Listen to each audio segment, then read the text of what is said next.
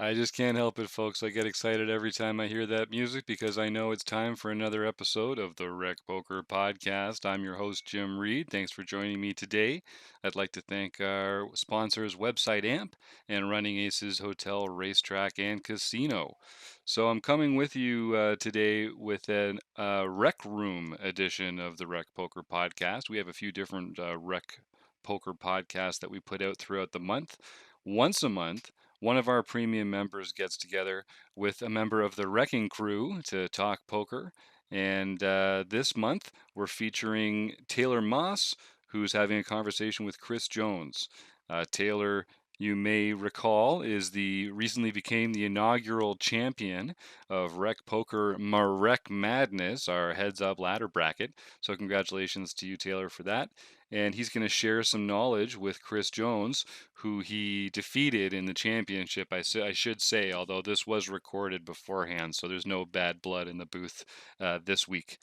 I think you'll get a lot out of this video, out of this audio podcast, but we do release the video versions on the website for free.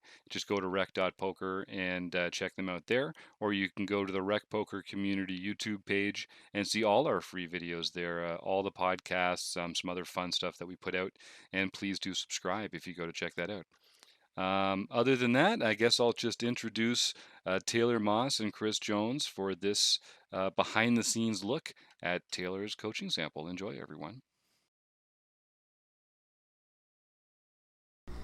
Hey, how's it going? Taylor Moss here. I put together this quick little coaching sample. I sat down with Chris Jones, or as you may know him, 5x5. We just did a quick little database review, some hand histories, talked over a few things. I took that, kind of spliced it up into a short little video to give everyone a little taste of how I approach poker coaching. Hope you enjoy. All right, Chris. So we're going to do a quick session here. You sent me, it looks like 7,400 hands from tournaments. So this is stuff that you played on ACR, correct? Yeah, it's all ACR. It's been mostly June. I think this is mostly June, basically, and had some pretty bad runs and some good runs. So it'll be interesting to hear how we talk about all this. Okay.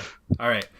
So, I mean, 7,400 hands isn't like a huge sample size, but we can start to see some trends that are going on. So just high level right away going through this. VPIP, PFR, and raise first in, as well as your 3-bet all are like almost exactly what you want it to be. So you're doing essentially what I would say great there, especially considering this all-in adjusted big blind per 100. Like, to be straightforward with you, like, you're crushing. Like, this is excellent to see. Now with 7,400 hands and playing tournaments, like, this doesn't always just directly relate to printing money. If you win one tournament, it makes up for it. But if you haven't won a tournament in this stretch, which is very likely, it may not be super high ROI. Right. Few other things that I like to look at right away. C-bet flop, 70% of the time. Great number there. Especially given your C-bet flop success. So 70% of the time you're C-betting, and 45% of that you're just getting a fold right away. That is translating directly to that like win percent that you have. So that's doing great.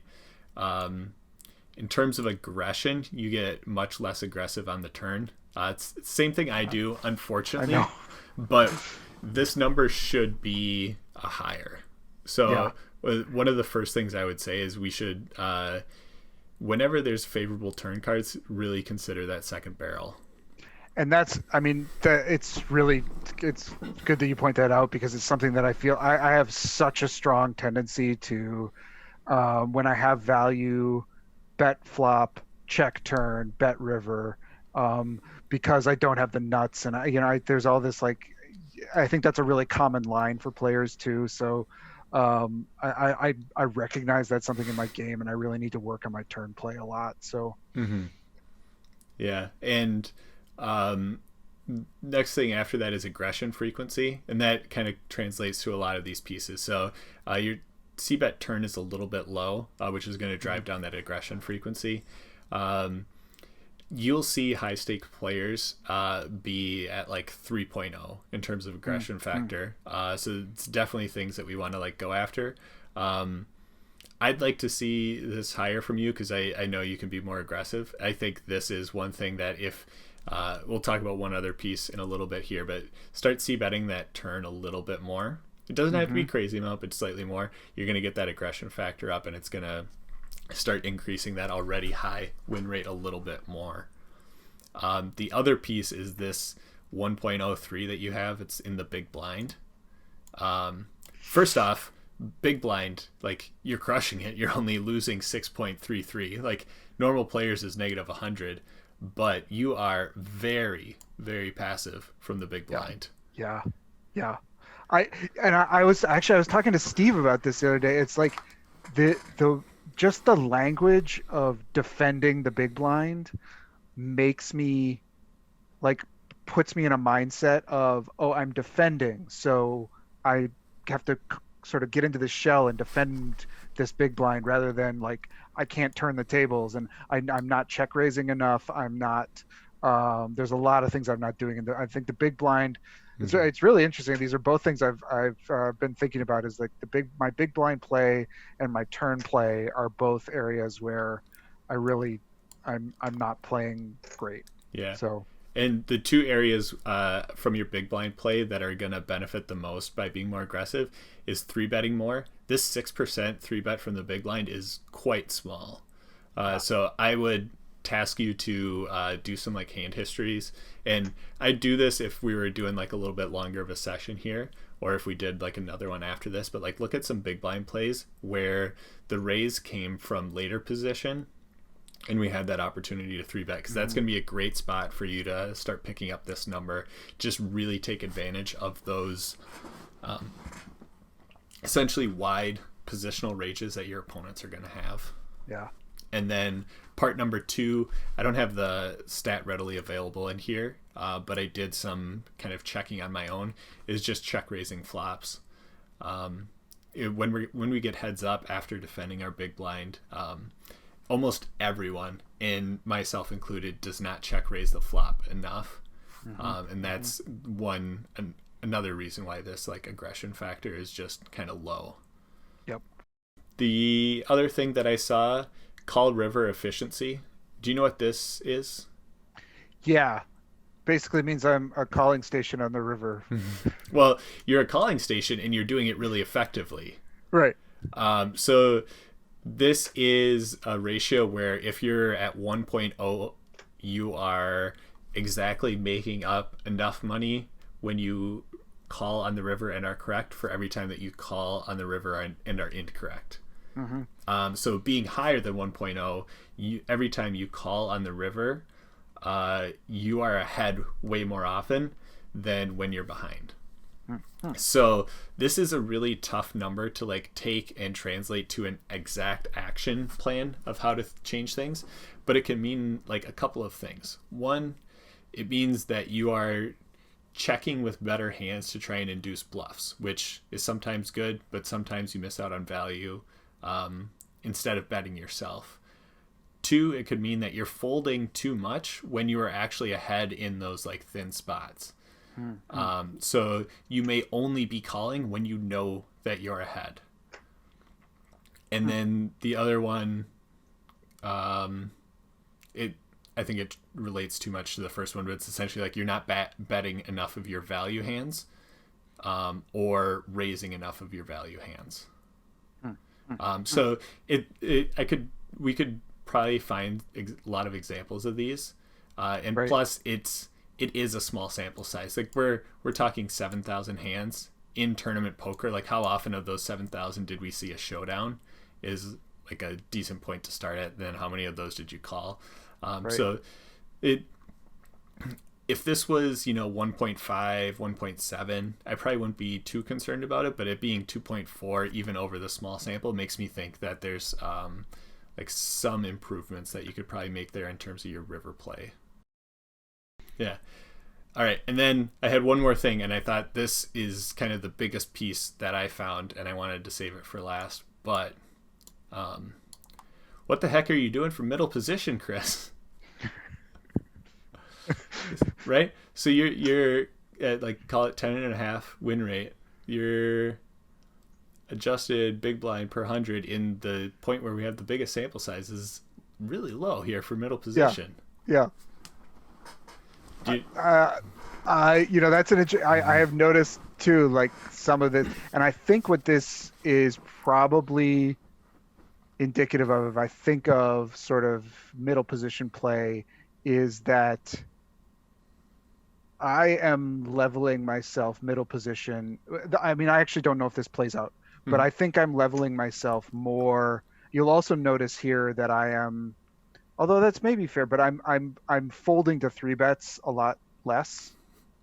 And I think that what I'm thinking is, oh, they think I'm weak, so they're three betting me weak, so I'm going to call or I'm going to raise, and I think I get myself into trouble with marginal spots where I'm getting involved in big pots Mhm. where I'm not trusting the fact that people are playing maybe more honest than I think they are when we get into that late possession position sort Yeah. of leveling Perfect. thing. You nailed it. That's exactly what the stats are saying. Like you're doing wrong. So your raising percents by position are, good. Hmm. If we go down this route, and I was trying to be nitpicky, I think 16.5 for raise first in from EP is good. Middle position of 24.6 I think is too high. Hmm. I'd like to lower that a little bit. Okay. Cutoff is close to being good. I maybe would raise this up a little bit more, and then the button I would also raise up a little bit more. So Hmm. this Hmm. one you can probably go to like 50. This one I think like 35 would be good. Like I said here, probably like 22-ish, and then the 16.5 is good. So you're not too far off in terms of middle position, but you're folding to three bets only 48% of the time.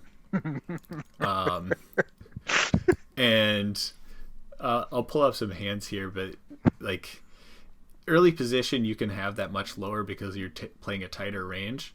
Right. I think if we had a bigger sample size from this and you kept these trends up, we would see similar troubles if we tried to narrow in on early position when you face a three bet.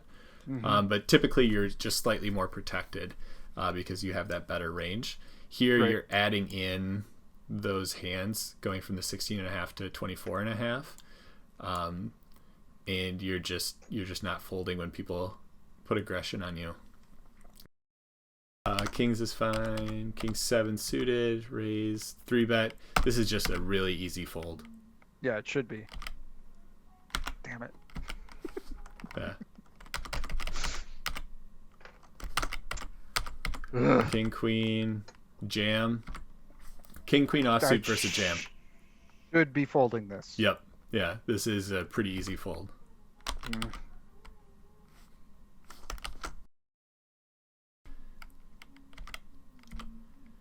All right, let's get this back up here. 2, and then jammed. I mean, I better be folding this too. Ugh. Uh, Oh, this guy. Yeah, I know this guy. He can do this so wide. I mean, I'm looking at this should be the same stats that you're seeing. This is really tight. Yeah. Like this is just a snap fold. This is one that I ran because I wanted to see what should you be calling with in this spot versus Uh-huh. a 25 big blind spot. So if you're in this spot, you can change your cards, but you have to do the bottom of your range. Like what's the bottom that you're calling with? If I'm playing well or whatever, for a 25 big blind shove into my 50 big blind stack, boy, I better be nines is close. I would say tens I'm calling. Ace. Yeah, ace queen suited, maybe ace jack suited is probably the bottom of what I should be doing here. What about king queen suited? King No? queen suited I'm folding. Okay. Should be. See, if you stop and think, you just crush what you should be doing, right? You nailed that so close on to like what ICMizer says you should be doing. But in this spot, because you got into this leveling war in your head, you found a negative 1.3 big blind spot to take. Yeah, yeah, yeah. I do not like getting 3-bet from middle position. Apparently. Yeah. I had flagged a few more in. I mean, we don't need to belittle the point, but no, it's good. That was it. Let's Here's this one. It was the exact same A7, and I thought I saw something twice, but 2 big blinds, then this guy goes to 7.2, and it gets back to you. I mean, I didn't jam this, did I? Yeah. Oh, I mean, God. That's the worst option, right? Calling is the second worst option, and folding is the best. Yeah. Which table? Let me see these table. Which table is this? Okay. This may have been a tilty moment. Yeah, and a lot of this is just cut that out. Tilty moments get affected the most when you've been 3-bet or there's been aggression against you, right? Right. So like all of a sudden, like you're just maybe something happened before, and now you open up here, and then someone 3-bets you, and you're just like, well, you jerk. It brings out this bad side view. I mean, this is essentially the same spot as I closed out of the ICMizer, but the same thing that we were looking at that other hand. Like, what should you be calling this 3-bet with? And you get to probably slightly wider range in terms of just having to call the 3-bet instead of the jam, but really not that much wider. And and this is something I also, on the mental game side of things, I'm fairly certain, because I think I recognize this table. I'm fairly certain that Bull Garu has a big stack because they called me in a ridiculous spot to get that big stack and got there, right? Mm-hmm. And then one of the things that I think I'm very capable of is well, if they call me light, then I should do the same to them because I need to get those chips back and I deserve it, or some sort of all those sort of weird tilty emotions that pick better hands to do that with. It doesn't always have to be just the first one that gets dealt back to you. Right. I would much rather you jam pocket 5s here than A7 suited. And it's not even close. From someone who doesn't play pocket 5s like the way you do. Like a hand like pocket 5s I'd rather have. Just because so likely dominated with so easily dominated. Yeah, there's so many bad things that can happen here. The times that you actually make your flush are so rare, and that's really what you're hoping for. If you get called on this jam, the only sure winner is a bunch of clubs. So right, you're in a lot of trouble.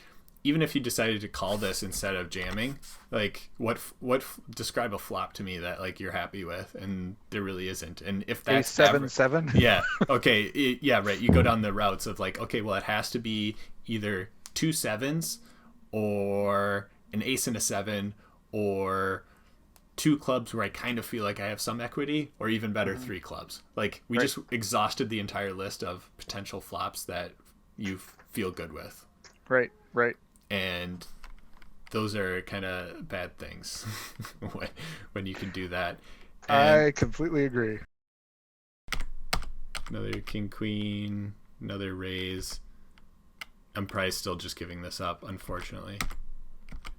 Yeah, and it goes to a lot of these hands that we're seeing is you being forced to play out of position. And getting into kind of crappy spots, and it seems in total those are adding up to kind of hurt you. Yeah, I think that's absolutely right. And I think one of the things I think that all of these are clear opens, but I need to be more capable of letting them go.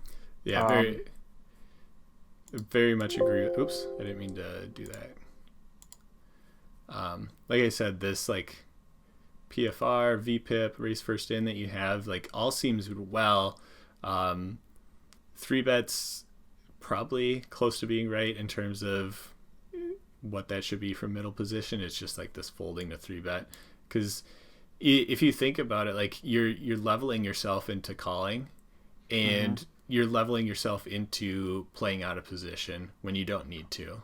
Right. Like position is a huge thing. Like, where are you making the most money from? Your button and cutoff, because you have position, because you can three bet people more. I was gonna show one more thing here quick, doing the same stuff that we were looking at before. So you did a two bet, you faced a three bet, and it was you in the hand. Like, your win rate in this spot is negative 87. Like, in general, it's going to be negative because people three bet you with a tight range and with good hands, and it's usually better than what your opening range is. But this is just a very, very low number. Middle position, like, you being only negative 20 is one of the better ones. But at least it like shined the light on like what's going on. Right. So, yeah, I mean, we could, like, it's low sample size, you know, we're talking about 200 hands that you got three bet on, but yeah, I would, you got to trust some people, Chris. I know. I really do. And I've got to get the hands that I'm kind of addicted to the idea of when I'm three bet and I have like a jack 10 of diamonds or whatever. It's just like, but you may have a strong hand now, but look at me after the flop. You know, there's like this, right. like, and like I want them to have aces in that spot. You know, I want the crushing whatever, and I've got to just play more disciplined in those spots rather than. Yeah, I mean, so we'll go back to the start. You're winning 10.8 big blinds per 100, and so you're crushing. Like, you're doing so well in so many spots that your EV spots that for normal person would be a small amount are that slightly higher, which means when you get into a spot that is such like slight EV or 0 to slightly negative EV, when you take those spots, it really hurts your game, because you're doing so much better in other spots that when you take those spots, it's dragging you down. Yeah. And it kills your chips. I mean, you just saw all those chip stacks. I had some of those in those spots. I had pretty decent chip stacks. I had 30, 40, 50 big blinds, and yeah, you're melting away chips. And all of those examples we saw, except for the ones where I was smashing the flop, I would call the three bet and then I would fold on the flop, and I've given away a big chunk of my stack. So yeah. Okay, cool. Well, I will pay attention to this now. Yeah. No, they like, again, like, good stuff in here. I think there's just like a few things that if you did, so try and be a little bit more aggressive from the big blind. Trust people a little bit more when they're three betting you, and then I would task yourself to try and figure out why your river calling is so efficient, if you're potentially missing out on something there. Cool. Yeah, those are all really good, and part of which I think I've identified myself, but I think that middle position thing is something I need to think about even more, because I think I've been thinking about turn bets, river bets, and my big blind play, but I think I've been not as focused on the middle position stuff. So yeah, that's good stuff. Thank you for this. Yeah, no problem. Let me know how it turns out. Like, if you think you're seeing improvements and stuff like that. I'm always interested in Cool. how stuff goes. So, thanks for joining me for this little peek behind the curtain at Taylor Moss's coaching sample with Chris Jones. It's great to see what you can do with Poker Tracker 4 and just a little practice. A lot of the stuff you can do at home yourself. Some self study is always a valuable choice, no matter where you are in your evolution as a poker player. If you do want to find out more about Taylor and his coaching and the way he thinks about poker, you can go to rec.poker/Taylor Moss and you can check out his Wrecking Crew page there. All the Wrecking Crew members have a Wrecking Crew page. You can learn more about Taylor. Chris Jones is rec.poker/Chris Jones. You can go to rec.poker/Jim Reed to find out about me, or you can just email me, jim@rec.poker. And if you'd like to be paired up with a member of the Wrecking Crew to talk poker next month, send me that email and we'll make it happen. But until then, I just want to shout out again Website Amp, Running Aces Hotel, Racetrack, and Casino, and to say thanks a lot to Taylor and Chris, and we'll see all y'all again sometime soon. Bye bye.